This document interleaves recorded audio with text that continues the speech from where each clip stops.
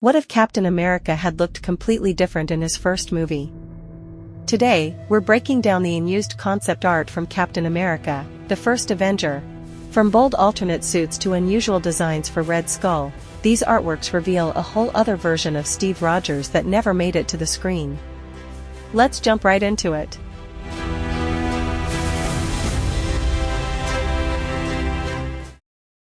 To help achieve the look of Cap's POW rescue uniform as well as his later, finalized costume, Meinerding and fellow concept artist Charlie Wen looked to the comic books for a creative spark. Said Meinerding, "I was looking through the Ed Brubaker run, it's such a great storyline. That stuff has always been a great inspiration for me. The version in the Ultimates is the most modern take that's happened on Cap," Meinerding said.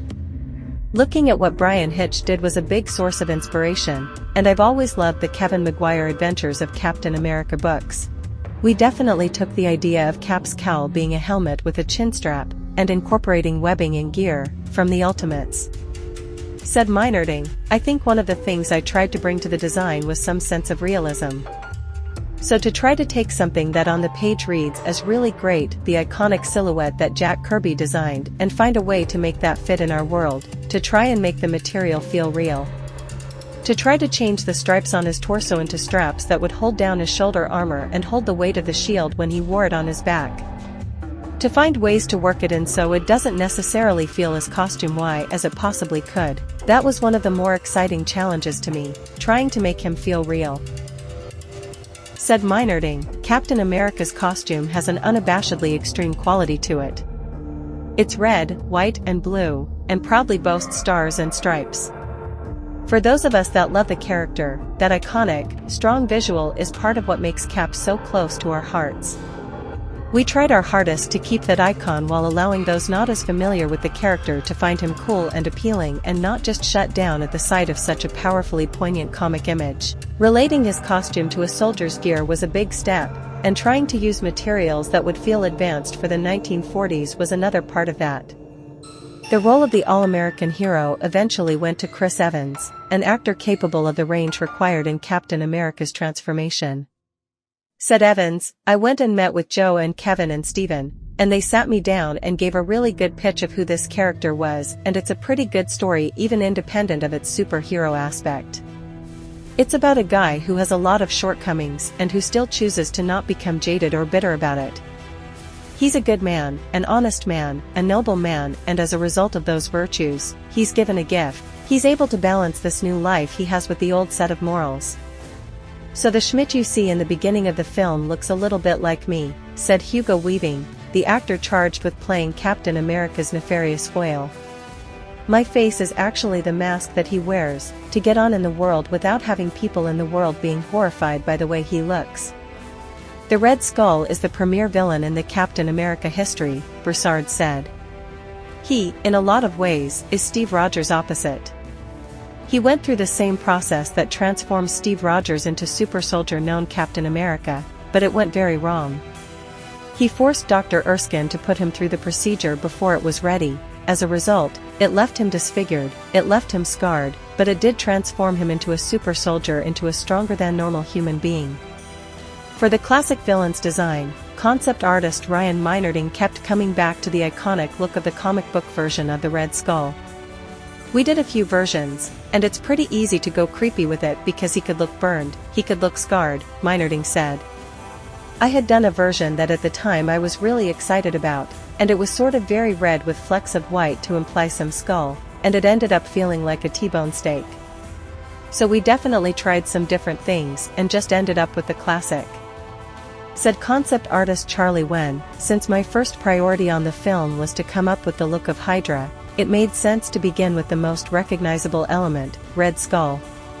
When I first joined Captain America, Ryan had already done several iconic Red Skull head designs that kept the traditional appeal from the comics.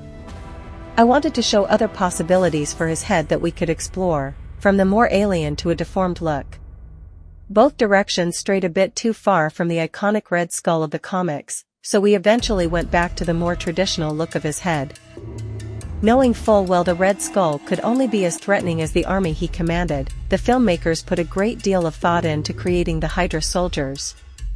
What we've suggested for this film is that like Luftwaffe and the SS were branches of the Nazi Party, maybe there was a branch called Hydra that was in charge of advanced tech and deep science, Broussard said.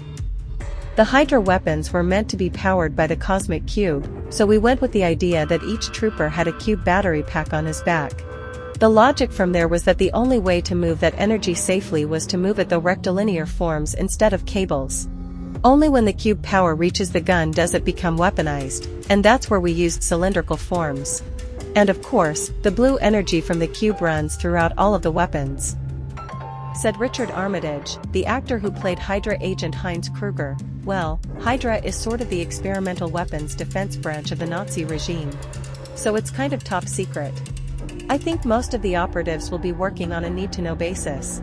It's about experimental weapons, and that's something which opens a great line of research when you're really looking for the truth that this would have been based on. There was an arm of the Nazi Party who were experimenting with really kind of revolutionary weapons and defense mechanisms. Said Meinerding, we had 5 classifications of Hydra soldiers: infantry with a light weapon, infantry with a heavy weapon, flame trooper, pilot and motorcycle. They each had different variations to their helmet, weapons, and costumes based on their function. Like every other part of the film, the creation of Hydra's uniforms and weaponry was a team effort. Once the costume department nailed the pilot costume, it was really exciting to see, Meinerding said. It has all of these hoses that run through it that are meant to be a pressure suit, similar to modern flight suits. They did a really great job with it. Joe has very distinct ideas about helmets and gear, and working with him on the design of Hydra and Cap was one of the great experiences of my career, Meinerding said.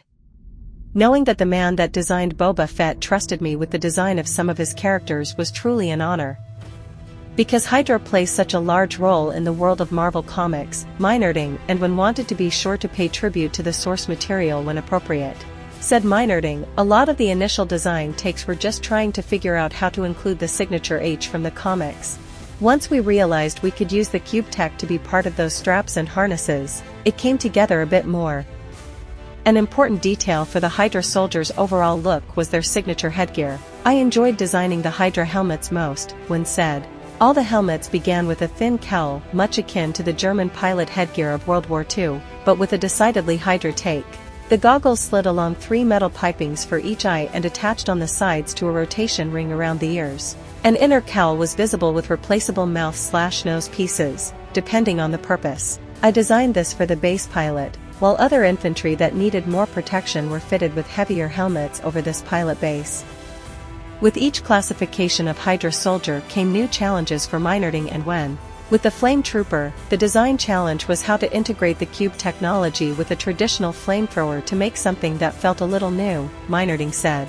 There were meant to be 2 triggers in the inner rings of the gun apparatus, and the trooper would rotate his hand to activate either the cube weapon or the flamethrower. When the Army finally decides to put Captain America's unique talents to good use, Howard Stark designs a variety of prototype shields for Steve Rogers before stumbling upon the perfect model. A seeming contradiction combining both simplicity and advanced technology, the shield just needed a patriotic paint job to be ready for action. That's all for this video. I hope you enjoyed it, and if you did, leave a like and comment on which movie you'd like me to cover next.